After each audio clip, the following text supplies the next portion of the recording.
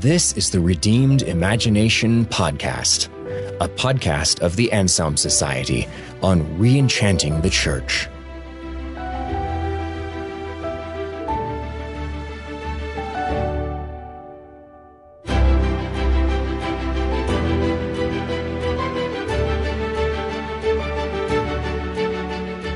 Hello and welcome to the Redeemed Imagination Podcast. I'm your host, Brian Brown. I'm here with Lancia Smith, and we have a pair of special guests with us today, Pastor Kevin Boaz and our own Arts Guild co-director, Amy Lee. Welcome to the pair of you. Good morning. So I've asked you to come on the podcast because Amy particularly told me a story and I wanted to share it with our audience. We're having this running conversation about the centric genius, this idea that in Christianity, artists can and should be involved in the life of their church, and that that's something that is actually possible for an artist to do, and it's something that the church can actually facilitate. And in the case of the story that I want to get into today, there's a little of both going on. So let's just start with the story. Pastor Kevin, tell us what happened and what motivated it. Yeah. First off, I love the conversations you all are having and excited to be a part of that. You know, typically around Easter, I will try to launch a sermon series afterwards that can kind of connect to perhaps somebody who's exploring or wanting to know more about Christ, or who just showed up for that annual service, as many people do. And so last year, I had really been thinking about heaven quite a bit and wanting to do a series on heaven. But as I did it, I felt I've covered the intellectual side of heaven and the scriptures, which are vital about heaven. And yet I've seen so many believers not get excited about it. And it's supposed to be our hope. Right. It's supposed to be imperishable and a place that is not defiled and perfect and full of joy. And loving C.S. Lewis, just thinking of how can we take our people further up and further in. And so I called the series Reimagining Heaven. And the goal, the picture I had for it was this kid kind of sitting on his bed looking at a book, coming alive. And kind of the goal was to get the people to think childlike again, but not just as a child, but think from the scriptures and reimagine heaven and get excited about it and realize it's okay to imagine. And Amy Lee, I got to know her through a small group, and then we started this church plant Incline, and she and her husband and two girls came along with us to start that adventure. And so I've gotten to know her skills and gifting, and I just thought, man, if we had something that could help us unleash imaginations. And I just emailed her. I thought of her as I was praying, and an open-ended invitation. Do you have anything in this area that could help us? Any thoughts? I know you're a writer. Anything that you could share with us, a short story or write something to go along with this? And so I left it up to her, and then she responded back, and I could let her share what she came up with. Yeah. What did you think when you heard that request, Amy? Because it's a daunting request in and of itself, but on top of that, we are all used to certain kinds of art forms being perhaps more naturally oriented towards a corporate worship setting, or at any rate, we're just more used to seeing them in a corporate worship setting. And the kind of writing that I've seen you do wouldn't normally make a church's stick this in this Sunday morning experience list. So yeah, what did you feel when you were asked that question? Yeah. I think because I was already involved with the Anselm Society at that point, the request came, I think I gave more weight to the request than I would have 10 years ago. And it was very meaningful to me. And I was very honored to have been asked. I think the email that I got, this was April of last year, was Pastor Kevin asking if I had one or two pieces to share on imagination or longing for heaven or what it may be like, or other thoughts on that. And that helped to have those parameters. It was to be like a 5 to 7 minute piece each. And then what really helped me was that he, at the end of the email, said that he had read a lot of my blogs and excerpts. And so he could see how God could use me to enhance this message. I'm just quoting for people and move it from head to heart. And that helped me so much to know that he knew what he was asking for and that I wasn't just being roped in as a loose creative element or something to fill out the service, if that makes sense. Sure. Mm-hmm. Share, move us. So it helped to know that he was already familiar with the things that I had written, and that helped me feel a lot more comfortable in knowing what I could bring. And so actually, when I was putting it together, I did do 2 pieces. One of them was a short story that I had written and posted on the blog at some earlier point. And then the other one was a patchwork of some blog posts that I had cobbled together on this subject.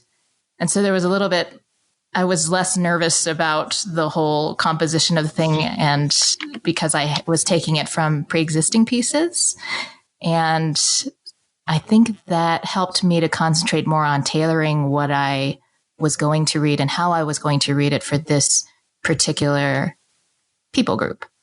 So then was this all all read together? This happened over multiple Sundays, the way it played out? I did. I think the sermon series ran over 4 to 5 weeks, and I did 2 of those Sundays.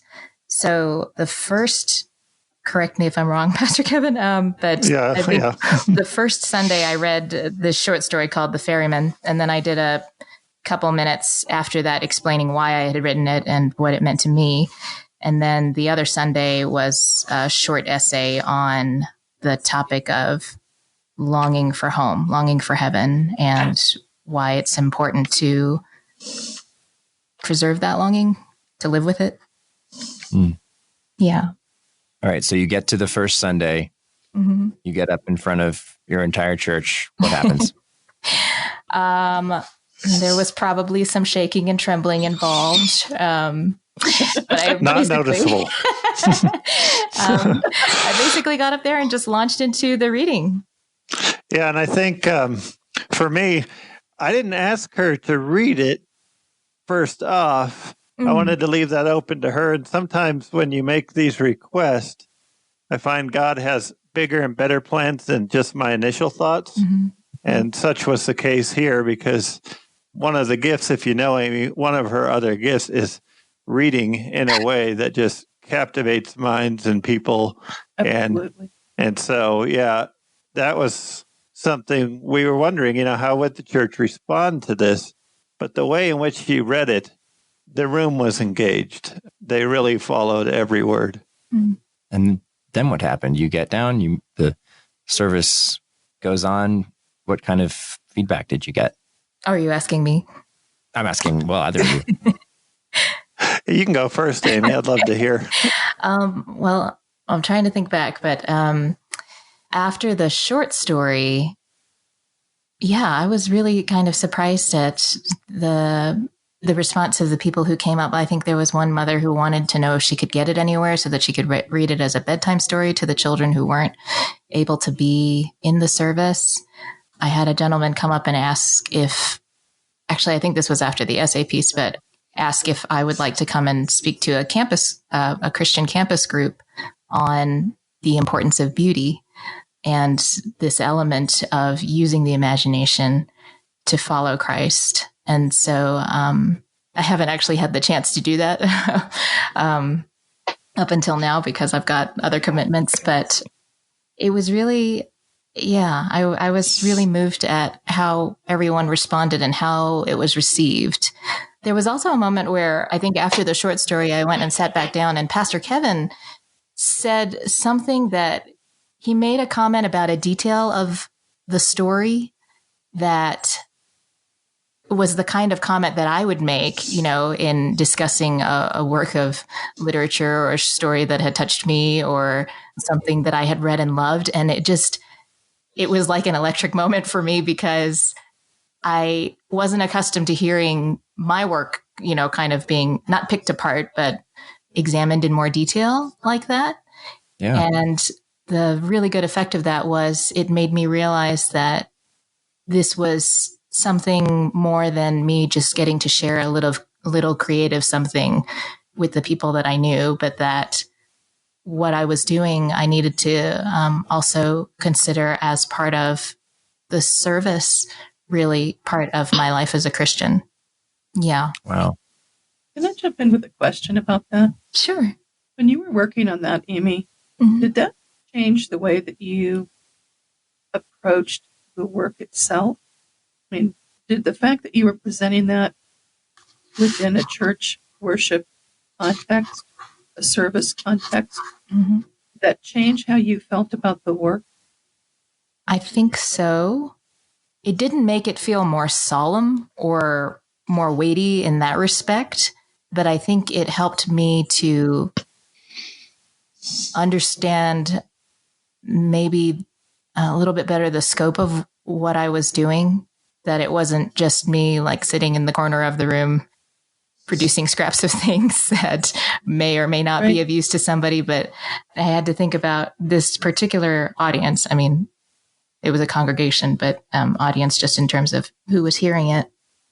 And it did help me to articulate, I think, for this particular story, why I had written it and how it fit into the fabric of my life as a whole.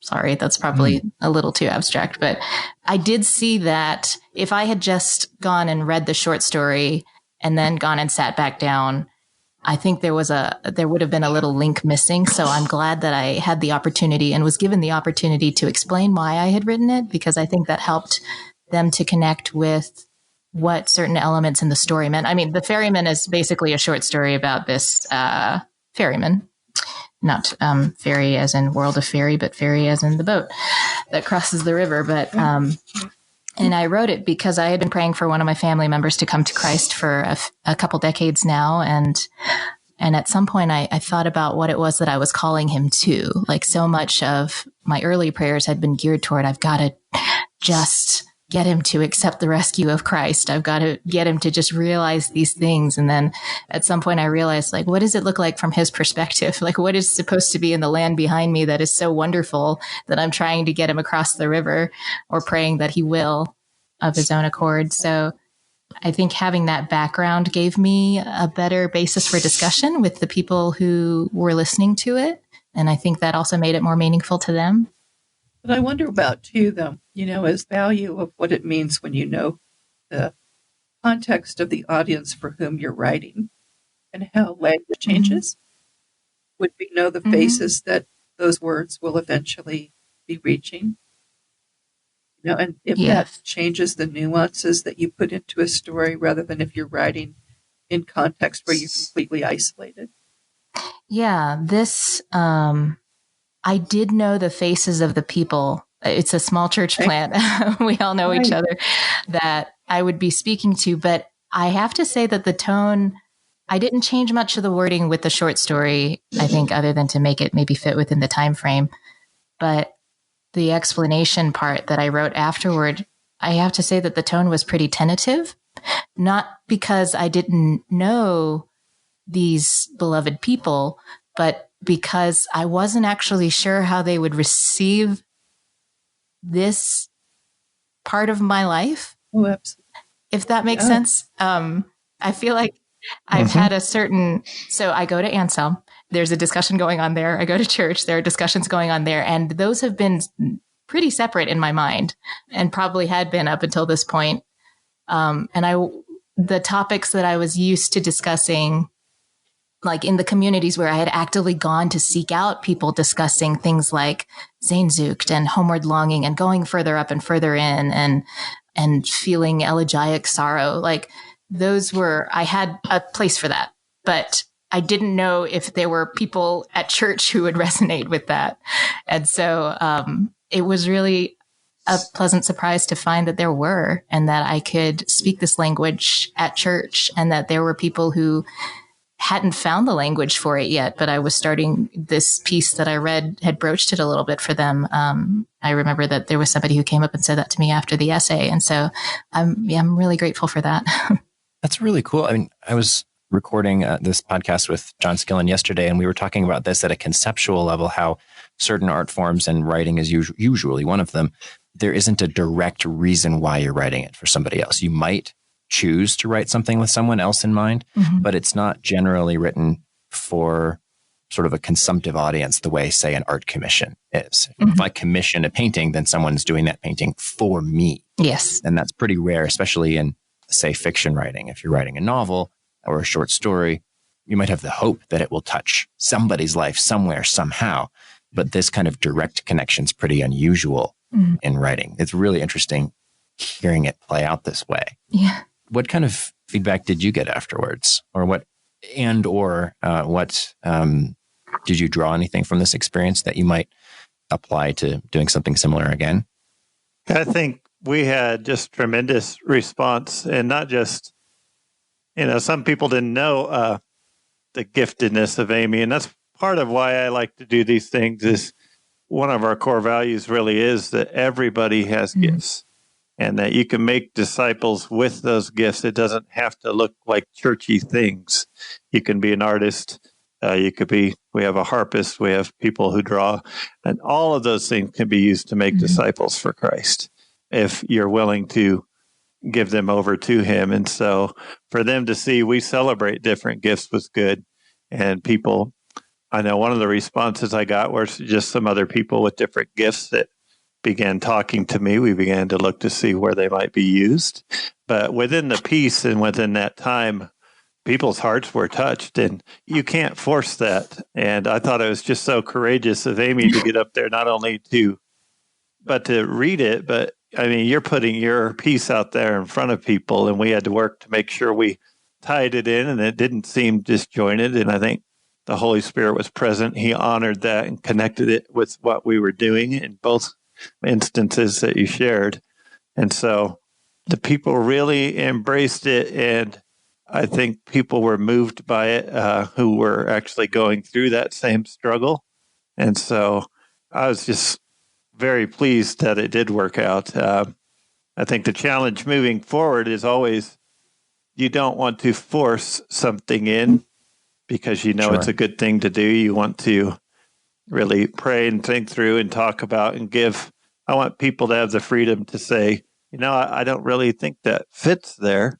But I also want to have the freedom to just be able to ask and invite people to be a part of, whether it's our gathering or some other aspect of what the church does. Had you done much like this before, as far as, and obviously, as you just alluded to, not every gift that someone has automatically translates to something that's conducive to facilitating corporate worship. But plenty of things do, including some things that aren't thought of quite as often in that context. Had you done things like this before outside of, normal Sunday morning music type stuff? Yes, we initially we did one of our first summers.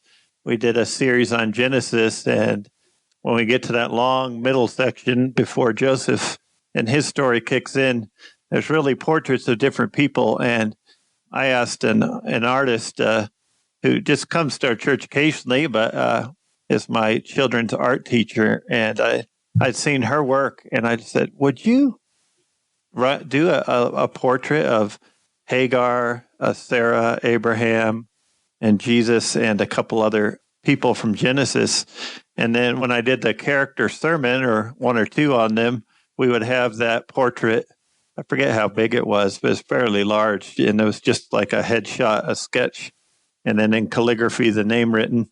And we'd have that portrait up front so people could look and reflect and just see one person's thoughts of the person we're talking about when they read the story from the scriptures. How did it come out in the portrait that she drew? And so, that was would be one example of just another way of trying to bring in the arts to the service.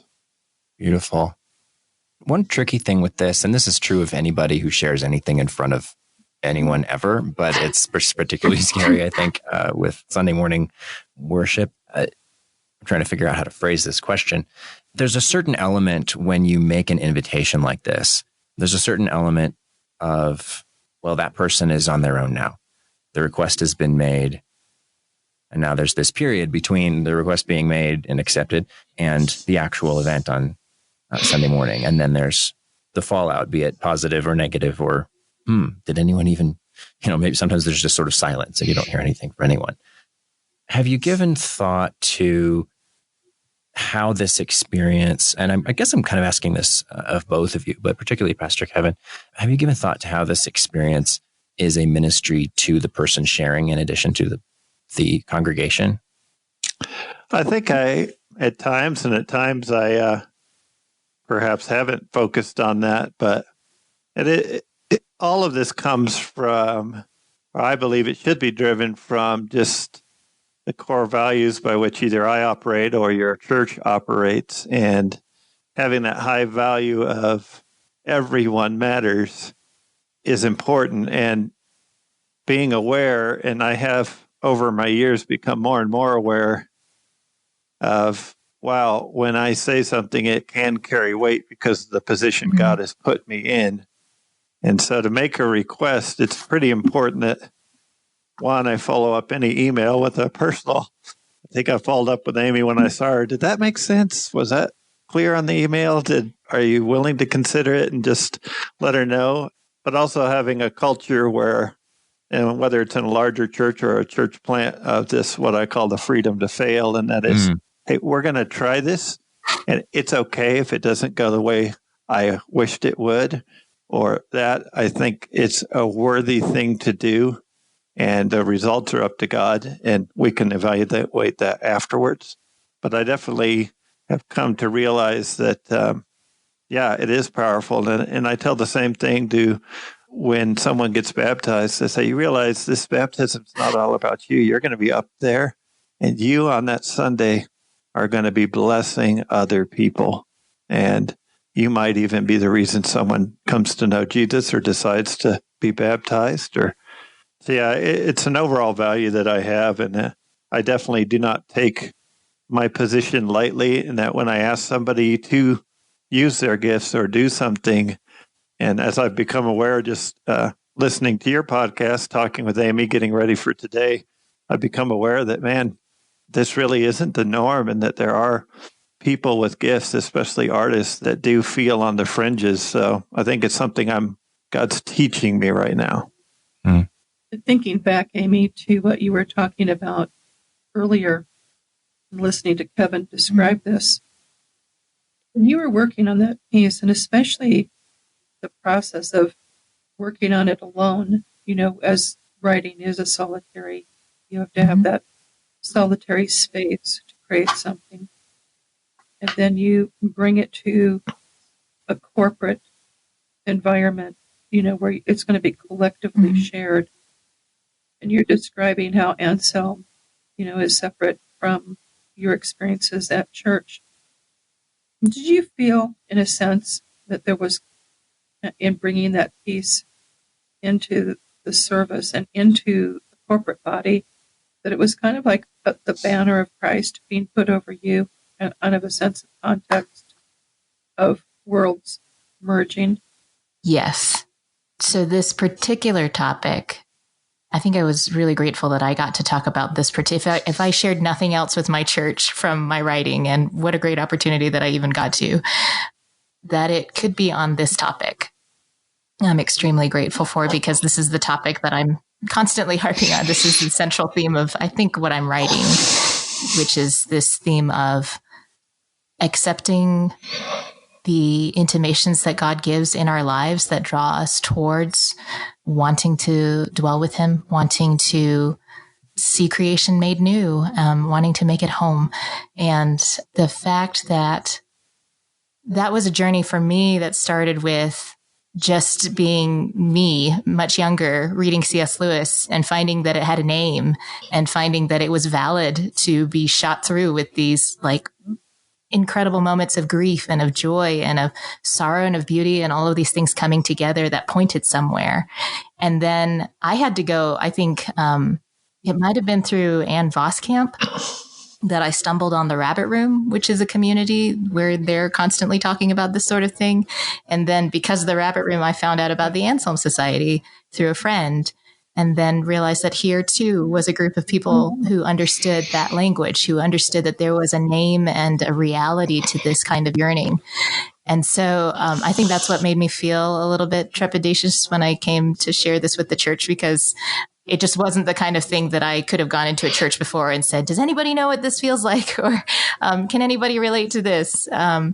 So the fact that I was able to share from that language that I had learned was real and that existed, and to kind of cast those lines out and feel them catch among people that I was going to church with week by week is an incredible thing. It's a kind of a coming full circle. A bit, yeah. I listened to Fernando Ortega for years, like 2 decades. And in terms of vocalists, I would say he's influenced me more than any other singer alive, certainly.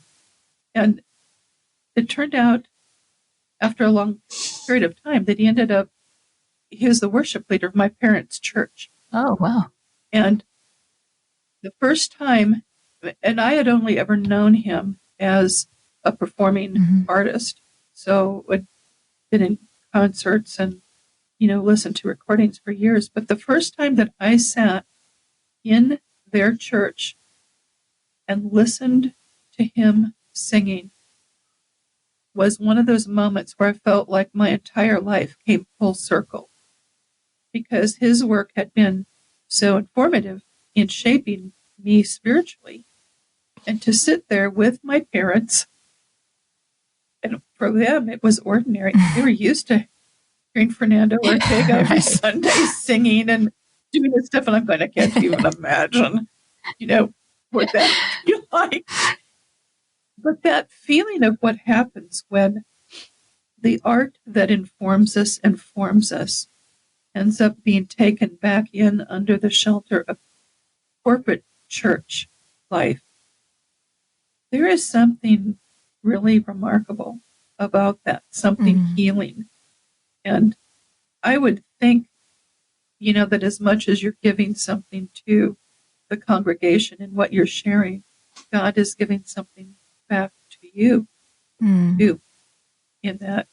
Because it's a way of receiving, sanctifying that gift that he gave you and saying that it's welcome. Yeah, that is an incredible thing. I think one other significant effect, I feel things I think because I was part of this reading, that I don't know if that feeling of coming full circle fully came home to me because I was doing the reading, but I definitely feel that way when we had one of our musicians did a Sarah Groves song last week, I think. And it was a song that I had sung with my friends for some event in our campus fellowship like 10, 15 years ago. And I love Sarah Groves, and she has made me reflect on all manner of things. And so that was definitely a full circle moment.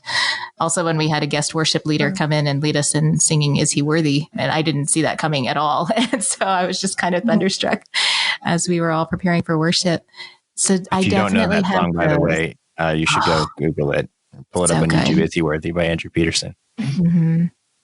But I think one other very good thing that came out of this experience for me was, how can I put this? In the guild, in the past year, in the Anselm Arts Guild, one of the things that we started talking about a little bit more is how to love your audience well, so that this isn't, the artist going and making something in their solitary time and then seeing if it finds an audience. Like, this is being more intentional about who it is that you're serving, really, the people who will be encountering your work, what they will encounter through it, what kinds of shards or gleams of truth and goodness and beauty they'll see through your work, and to give more thought to that. And I think this is kind of an example for me of how I had to think about that. And I was given the opportunity to think about, what is it in this story that might be of benefit to people in my church? And so I guess in terms of an artist's development or just development, that was something that came full circle in my understanding of what it is that I have been given to do in the kingdom. And Amy, that really struck a chord right there, in that you said, what is it in this work that can bless people? And that was one of the goals, is to let people see that you can take the scriptures and your personal relationship with Christ and combine it with your gifting and in an imaginative way, give something back to God that blesses others as well. And so getting people to see that the scriptures are designed to connect with us as made in the image of Christ. And Christ created us. His first act in the world was creation. And we're creators. And it's just so neat to be able to celebrate the creations that God's people make. And whether it's writing a song or an illustration that we can share or bringing in your piece, I don't know why there seems to be, and hopefully you all are digging deeper on this, there sometimes seems to be a little wall there where we don't allow some of these pieces or don't think of them as part of our worship or our liturgy, and yet we'll take something 300 years old, and yet somebody could be writing something fresh that we aren't recognizing. So, well, hey, before I let you guys go, first of all, Amy, does the ferryman's story exist online? Could we link to it in the show notes? Sure. It's I just changed domains, sort of. It'll redirect. Give me the new link, and sure. Guys, I'll make sure that we put it in the show notes so you can read it. Final thing. I would love to hear if either or both of you have any advice for your opposite number in another church. So, Amy, if a pastor invites an artist to participate in some way in either corporate worship or just the life of the church in general, in a way that they've never done before, do you have any advice for them in approaching that process? And then, Pastor Kevin, do you have any advice for another pastor who's thinking about putting a toe into that water? Amy, why don't you go first?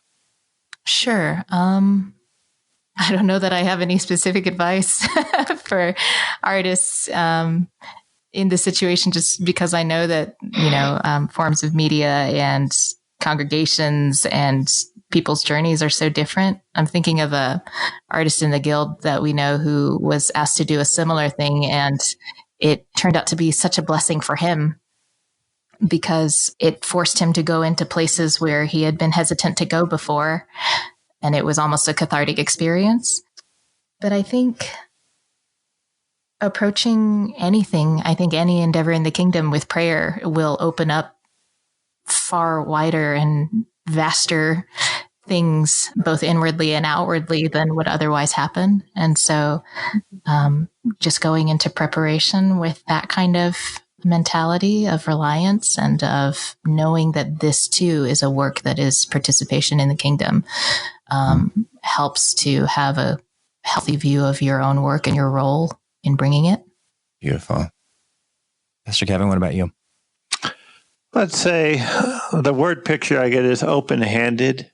To do this as a pastor, just speaking to other pastors, we want to control and make sure everything goes well and runs smoothly in a service or a gathering.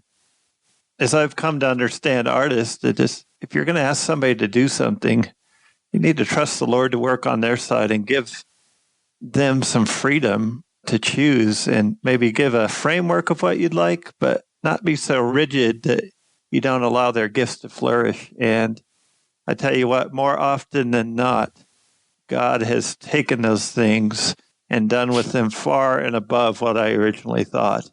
But it was willing to hand it over and trust and say, I don't know how this is going to go. And I actually didn't know exactly what she would pick. I didn't have a specific piece in mind. I knew her heart. And so that's the other piece, is a shepherd needs to just get to know people. And I can know the skills, but when I know the heart behind the skills and the giftings that people have and the talents and spiritual gifts, then that's when, I get the idea, oh, maybe they would be a good fit. So, yeah, it's just being open-handed, and don't be afraid to try, and realize that it's a step of courage for the artist or the author or the writer that you are asking to do this as well. This is, so yeah, it's just it's an adventure when you're open to God and allowing Him to use the imagination of people. Beautiful. Well said. Well, thank you both so much. Yeah. Well, thank you. And oh my goodness. Yeah, and thank you, Amy, Pastor for being Kevin. willing to I do love my that. church. That's that's my closing note. And for the listeners, if you'd like to hear more from Amy, get your tickets now for our Imagination Redeemed conference, April 24th and 25th. They're going faster than they ever have, and Amy is one of the speakers. So we'll be at Glen Erie Castle, and we'll hope to see you there. As for the podcast, till next time, I'm Brian Brown with Lancia Smith, and we will see you again soon.